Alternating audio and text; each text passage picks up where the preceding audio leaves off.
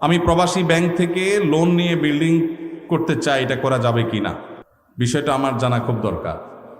আপনি কি প্রবাসী ব্যাংক থেকে নেবেন, না দেশি ব্যাংক থেকে নেবেন, না অন্য কোন নামের ব্যাংক থেকে নেবেন, সেটা বিষয় না। বিষয় হলো সুদভিত্তিক লোন নিলে সেটা হারাম।